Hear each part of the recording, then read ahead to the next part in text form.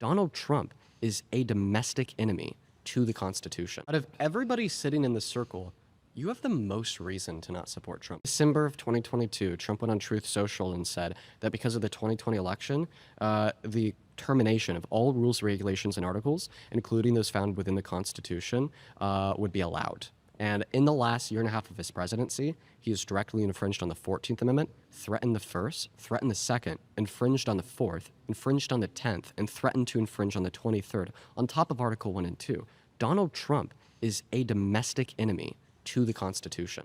That is a domestic threat to our Constitution that you as a member of our DOJ, as an active duty service member of the Marines, should absolutely protest and stand in wide opposition against. What were your thoughts on Donald Trump calling for the execution of 6 sitting Democrats in Congress who reminded you to abide by your oath?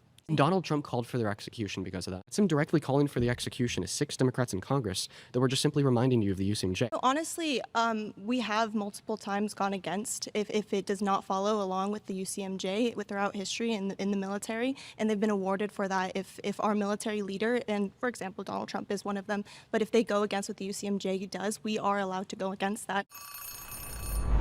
My final surrounded claim is Donald Trump doesn't give a shit about any of you.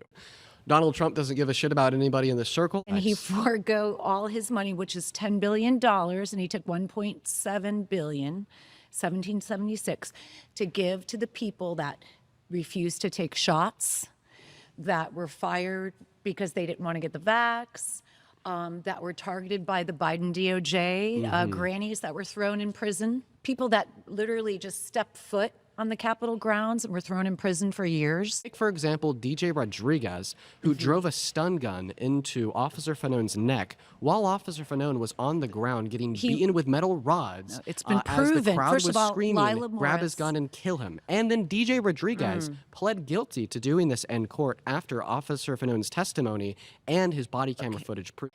She was an unarmed woman, a military woman. We went there. People went there peacefully and patriotically. I actually know that there was over 300 people dressed up as Trump do we agree that supporters. everybody who was criminally convicted on J6 has since been pardoned by Trump? And now he's offering them $1.8 billion? A lot of them didn't get charged, though.